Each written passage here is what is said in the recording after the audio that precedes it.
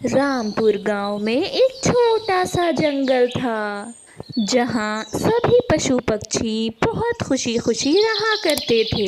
टुनटुनी चिड़िया भी उसी जंगल में रहा करती थी। मेरे सुंदर से अंडे को किसी की नजर ना लगे। मैंने कितना सुंदर अंडा दिया है ना, इसमें से मेरा बहुत प्यारा छोटा सा बच्चा निकल कर बाहर आएगा। टुन्नू चिड़ा टुनटुनी को खुश देखकर बहुत खुश होता है। हाँ हाँ टुनटुनी, अब रात हो गई है, अब हमें सो जाना चाहिए। अजी मेरा बस चले तो मैं तो अपने अंडे को दिन रात देखती रहूं।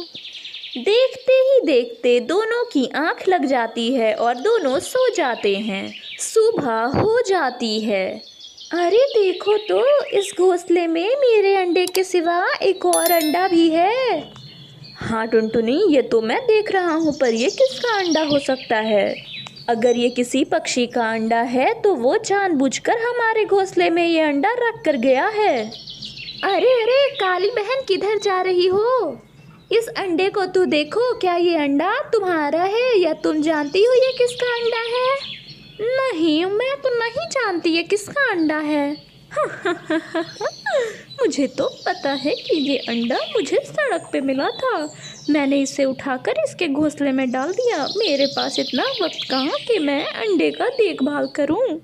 काली कौवी मन ही मन सोचती है और वहाँ से चली जाती है। सुनो जी, मुझे तो बहुत घबराहट हो रही है। ये किसका अंडा हो सकता है? टूनी, तुम सही कह रही हो, मुझे भी यही लग रहा है कि ये आखिर है किसका अंडा। हमें इसे फेंक देना चाहिए। अरे नहीं जी, आप भी कैसी बातें करते हो? मैं एक बच्चे को इस तरह नहीं मार सकती और इस अंडे में अब बच्चा बन चुका है।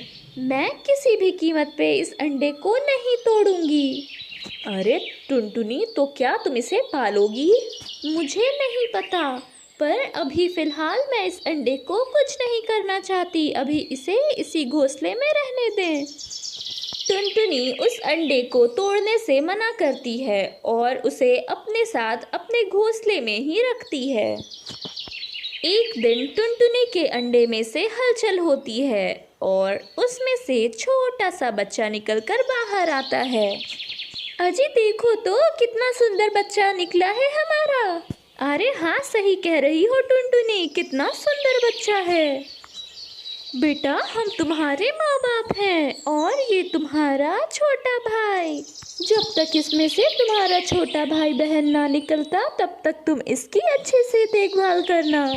वो बच्चा भी उस अंडे के साथ खूब खेला करता।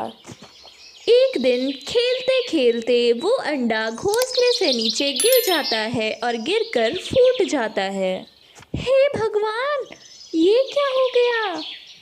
तूने इस अंडे को कैसे फोड़ दिया? मैंने कितना संभाल कर रखा था बेटे।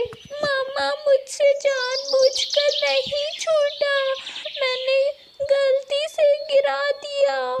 तभी वो फूटा हुआ अंडा जहाँ पर गिरा था वहाँ पर खूब सारे पौधे उगने लगते हैं और तो और उन पौधों में खूब सारे सफ़ेद सफ़ेद अंडे लगे होते हैं। हाँ, ये सब मैं क्या देख रही हूँ? क्या ये सब सच है? तभी उस टूटे हुए अंडे में से आवाज़ें आती हैं।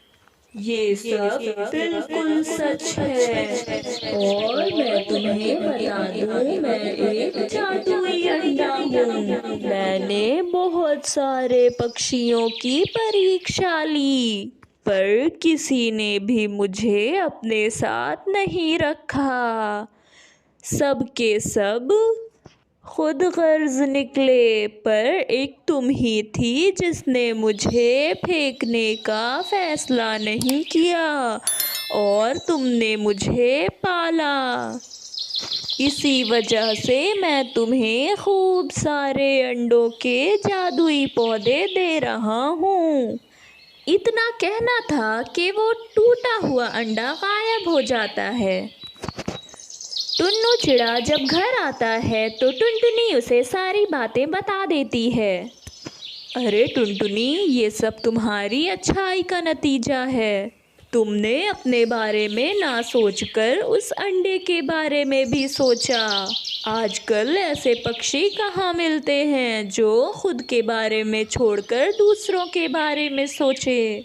और फिर दोनों उस खेत का खूब अच्छे से देखभाल करते हैं और इसी तरह उन दोनों को उनकी अच्छाई का सिला मिल जाता है और दोनों बहुत खुश रहने लगते हैं। मिनो, मिनो, जल्दी से पैसा निकाल, मुझे पैसा चाहिए। पर मैं पैसा कहाँ से लाऊं? आप तो जानते ही हो मेरा कोई काम नहीं है, मैं कहीं काम नहीं करती, मैं आपको पैसा भला कैसे दूंगी? मुझसे जबान लड़ाती है पागल। तेरे पास पैसा नहीं है तो लेके आ, मुझे कहीं से भी दे, नहीं तो मैं बहुत मार मारूंगा। मीनू का पति इसी तरह उस पर हमेशा जुल्म किया करता। वह खुद तो कोई काम ना किया करता और जब भी मीनू को देखता तो पैसे की फरमाइश किया करता। मीनू का बेटा जग्गू एक दिन बैठकर पढ़ाई कर रहा था कि तभी कालू कौवा उसके पास आता है। ए कौआ, तू पढ़ाई कर रहा है? क्या कर लेगा पढ़ के?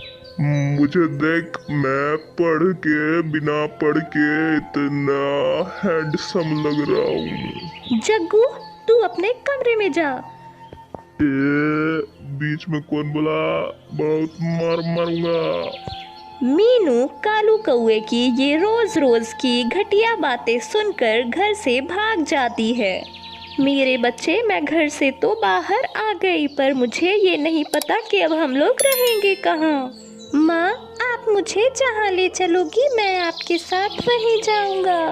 वो गंदे पापा है, मैं उनके साथ नहीं रहूँगा। मेरे बच्चे, हमें आज की रात इसी डाल पर गुजारनी होगी। मैं तुम्हें तकलीफ नहीं देना चाहती, पर क्या तुम मेरे लिए इतना कर सकते हो?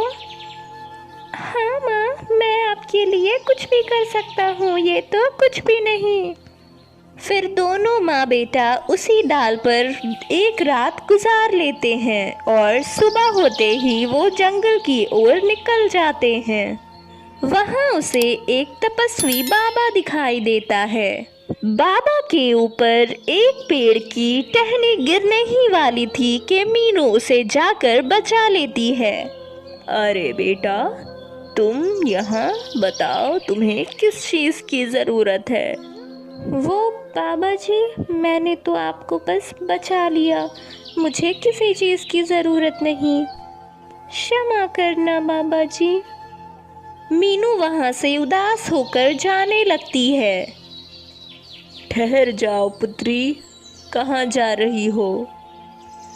तुम किसी ना किसी चीज़ की वजह से तो बहुत परेशान हो, मुझे बताओ, मैं तुम्हारी मदद कर सकता हूँ। बाबा जी, मैं आज ही अपने शराबी पति की वजह से अपना घर छोड़कर आई हूँ। मेरा एक बहुत छोटा सा बच्चा है, मुझे बहुत टेंशन है कि मैं उसे कैसे पालूंगी। मैं तुम्हारी एक मदद कर सकता हूँ। तुम दाहिने जाकर बाएं मुड़ जाना, वहाँ तुम्हें एक पेड़ दिखेगा। उस पेड़ का बस एक पत्ता तुम तोड़कर एक ज़मीन में गाड़ देना। तुम्हें जिस चीज़ की भी सबसे ज़्यादा ज़रूरत होगी वो चीज़ अपने आप उस ज़मीन में से उग जाएगी। बाबा के बताने पर मीनू वैसा ही करती है और अगले दिन जब वह जाकर देखती है तो वो हैरान रह जाती है। उसकी ज़मीनों पर खूब सारे पैसों के पेड़ उगाए थे और वह जल्दी जल्दी सारे पैसे तोड़कर बाजार में जाकर अपनी ज़रूरत की सामान खरीदने लगती है। धीरे धीरे करके मीनू अपना बेकरी और अपना एक स्कूल खोल लेती है और वहाँ से भी वह बहुत अच्छे खासे पैसे कमाने लगती है। साथ ही साथ वह अपने बेटे की पढ़ाई और उसे एक अच्छा इंसान बनाती है। बेटा, तुम्हें अपने बाप जैसा नहीं बनना, तुम्हें एक बहुत अच्छा इंसान बनना है। माँ, मैं बिल्कुल भी अपने बाबा जैसा नहीं बनूंगा। नींबू पानी ले लो, नींबू पानी, ठंडे ठंडे नींबू पानी ले लो, 5 रुपए की एक बोतल। मीनू तपती धूप में ठंडे ठंडे नींबू पानी के बोतल बेच रही थी। अरे, एक बोतल नींबू पानी मुझे भी देना। हाँ बोलिए, कितने चाहिए? 2 बोतल दे देना मुझे। मीनू अपने ग्राहक को 2 बोतल लेमन सोडा दे देती है। पर वाकई में तुम्हारे नींबू सोडा की बात तो कुछ अलग ही है। इस भड़कती धूप में इतना ठंडा ठंडा और इतना स्वादिष्ट नींबू सोडा पीकर जान में जान आ जाती है। इसी तरह सारे ग्राहक मीनू से नींबू सोडा खरीदते थे और सब उसे पीकर बहुत खुश भी रहते थे। मीनू नींबू सोडा बेचकर बहुत अच्छे पैसे कमा रही थी और यही बात काली कौवी को चुभ रही थी। नींबू सोडा? मैं भी बनाऊंगी नींबू सोडा। देखती हूँ मेरे नींबू सोडे में ज़्यादा दम है या उस मीनू के। काली कौवी अपने तरीके से नींबू सोडा बनाकर बाजार में बेचने जाती है। नींबू सोडा ले लो, नींबू सोडा ले लो, 3 रुपए की एक बोतल, 3 रुपए की एक बोतल। अरे, कितने के दिए? बहुत सस्ते दे रही हो। ज्यादा के नहीं दे रही, बस 3 रुपए की एक बोतल दे रही हूँ। मुझे 3 बोतलें दे दो, जल्दी जल्दी। आप बस 2 मिनट रुकिए, मैं अभी आपके लिए 3 बोतल निकालती हूँ। कम दाम होने की वजह से सारे ग्राहक काली कौवी से नींबू सोडा लेने चले जाते हैं। अरे वाह, काली कौवी के नींबू सोडा में तो दम है। इसका दाम भी ज़्यादा नहीं और स्वाद में भी कोई फर्क नहीं। हाँ, आज से हम काली कौवी से ही नींबू सोडा खरीदा करेंगे। मीनू अपने नींबू सोडा बेचना नहीं छोड़ती है, वो भी अपने नींबू सोडा बेच रही थी। आज से हम तुम्हारे नींबू सोडा नहीं खरीदेंगे, तुम बहुत महंगे देती हो। और वहीं काली कौवे के नींबू सोडे को देखो, वो तो तुमसे भी ज़्यादा अच्छा स्वाद बस 3 रुपए में देती है। नहीं, आप लोग मुझे गलत समझ रहे हो। मैं असली नींबू लेकर आती हूँ और उसे निचोड़कर आप लोगों को पिलाती हूँ। मैं भला अपने ही जंगल के पक्षियों के साथ ऐसा नहीं कर सकती। वो सब हम नहीं जानते, हम आज से तुम्हारा नींबू सोडा नहीं पिएंगे। ये सारी बातें सुनकर मीनू नींबू सोडा बेचना तो ना छोड़ती है, पर उसका नींबू सोडा अब कोई ना खरीद रहा था। मीनू ठान लेती है कि वो पता करके ही रहेगी कि किस तरह काली कौवी इतने महंगे नींबुओं के सीजन में इतने सस्ते लेमन सोडा बेच रही है।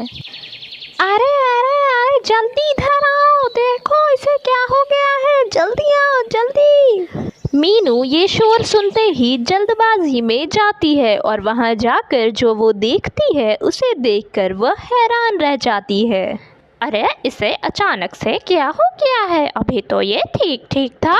नहीं काकी, अभी हम काली कौवी के यहाँ से नींबू सोडा पीकर आ ही रहे थे कि तभी इसे बहुत तेज खांसी हुई और अचानक से ये बेहोश हो गया। तभी रिंकी चिड़िया खुद भी जोर जोर से खांसने लगती है।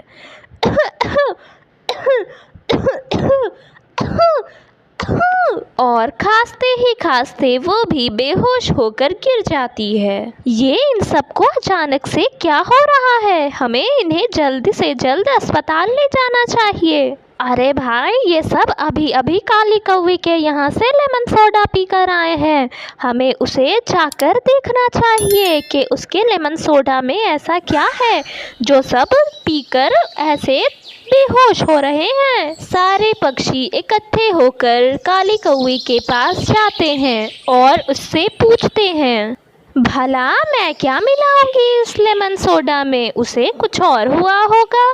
सब मिलकर मुझ पर ऐसा इल्ज़ाम क्यों लगा रहे हो? देखो काली, हम इल्ज़ाम नहीं लगा रहे, हम बस तुमसे पूछ रहे हैं कि अगर तुम इसमें कुछ मिलाती हो तो हमें बता दो, वरना तुम्हारे साथ बहुत बुरा होगा। तभी मिट्ठू तोता काली कौवी के ठेले के नीचे खूब सारे सड़े हुए नींबू देख लेता है और जोर जोर से चिल्लाने लगता है। अरे बाप रे, कितने सारे सड़े हुए नींबू हैं, इसने तो हमारी जान लेने की ही सोच ली थी। अरे बाप रे, तभी हम सोचे इस महंगाई के सीजन में इतना सस्ता नींबू सोडा कहाँ से ला रही हो। बस फिर क्या था, सारे पक्षी काली कौवी के नींबू सोडा छोड़कर मीनू के नींबू सोडे के पास जाते हैं और आज से हम सिर्फ मीनू के नींबू सोडा पिएंगे। कम से कम हमारी मीनू नींबू सोडे में मिलावट तो नहीं करती। ये सारी बातें सुनकर मीनू भी खुश थी कि उसकी अच्छाई और मेहनत रंग लाई। सुंदरबन गांव में कालू कौआ नया नया आया था। उसने सोचा किसी न किसी से तो जल्द से जल्द दोस्ती करनी पड़ेगी, वरना यहाँ इस जंगल में रहना मेरे लिए बहुत मुश्किल हो जाएगा। तभी उसे वहाँ मिट्ठू तोता दिखाई देता है। वो जाकर उससे बातें करना शुरू कर देता है। मिट्ठू भाई, मैं तो आज ही यहाँ नया नया दूसरे जंगल से आया हूँ। यहाँ मैं नए दोस्त बना रहा हूँ। मुझे दोस्त बनाना काफी पसंद है। अच्छा, तुम यहाँ कल ही आए हो? हाँ, क्यों नहीं, हम दोस्ती जरूर करेंगे। फिलहाल तो मैं यहाँ कुछ खाना लेने आया था। तभी कालू मन ही मन सोचता है, वाह, कितना बढ़िया आइडिया है। ये मिट्ठू हमेशा अपने लिए खाना लेकर जाएगा, और क्यों ना मैं इसे ये कह दूं कि मेरे लिए भी लेकर आ जाना, मेरा भी काम बन जाएगा। क्या हुआ कालू, कहाँ खो गए? नहीं, मैं तो बस सोच रहा था, मेरी माँ की तबीयत कुछ दिनों से बहुत खराब है। अगर तुमसे हो सके तो मेरे लिए थोड़ा सा अनाज इकट्ठा कर कर मुझे दे सकते हो। मैं कुछ दिनों तक घर से नहीं निकल सकता हूँ। अरे क्यों नहीं, तुम भला इस जंगल में नए नए आए हो, हमारा फर्ज बनता है कि हम तुम्हारी मदद करें। चलो, कुछ दिनों का काम तो इसी तोते से चल जाएगा। मैं घर पर आराम से भोजन खा सकता हूँ, मुझे मेहनत भी नहीं करनी होगी। अगले दिन से मिट्ठू कालू के घर अनाज छोड़ जाया करता। कई दिन हो गए, कालू घर बैठे मजे से अनाज खाया करता। एक दिन वो नदी किनारे आराम कर रहा था। उसकी नजर मीनू चिड़िया पर पड़ती है। वो भी वहाँ बैठी हुई थी। अरे चिड़िया, मैं यहाँ कुछ दिनों पहले ही आया हूँ। मैं दूसरे जंगल से आया हूँ। मेरे पास खाने को ज्यादा कुछ तो नहीं है, और मुझे पता भी नहीं है कि इस जंगल में अनाज कहाँ मिलते हैं। क्या तुम मेरी मदद करोगी? चिड़िया कुछ देर सोचकर कहती है, ठीक है, मैं आपकी मदद कर दूंगी। एक दिन मिट्ठू और मीनू दोनों ही एक समय पर कालू के घर पहुँचे। उस समय कालू घर पर नहीं था। अरे चिड़िया, तुम यहाँ? मिट्ठू भाई, आप यहाँ? कालू ने मुझसे कहा था कि उसकी माँ की तबीयत कुछ दिनों से बहुत खराब है, इसीलिए उसने मुझसे मदद मांगी थी कि मैं उसके घर पर भोजन छोड़ जाया करूं। क्या? पर कालू ने तो मुझसे भी ऐसा ही कुछ कहा है। मुझे तो लगता है ये कालू बहुत आलसी है। सब इसके लिए इतनी मेहनत कर रहे हैं और ये हमसे झूठ बोलकर मजे से घर में अनाज खा रहा है। उस दिन के बाद से दोनों कालू के घर भोजन ले जाना छोड़ देते हैं। ये क्या बात है? ना वो तोता भोजन लेकर आ रहा है और ना ही वो चिड़िया। कितना मजे से मैं घर में बैठे बैठे भोजन खाता था, बिना किसी मेहनत के। वो जैसे ही घर से बाहर जाता है, उसे बंटी कबूतर मिलता है। वो फिर से वही चालाकी बंटी के ऊपर आजमाता है। उसे पता नहीं था कि बंटी उससे 4 कदम और आगे है। बंटी ने कहा, हाँ बिल्कुल, मैं तुम्हारे लिए फल सब्जियां इकट्ठा करूंगा, पर तुम्हें पहले मेरी बात माननी होगी। चलो फिलहाल हम उस अनार के पेड़ पर बैठकर कुछ अनार खा लें, वहाँ बहुत स्वादिष्ट अनार हैं। कौवा उसकी बात मानकर उसके साथ जाता है।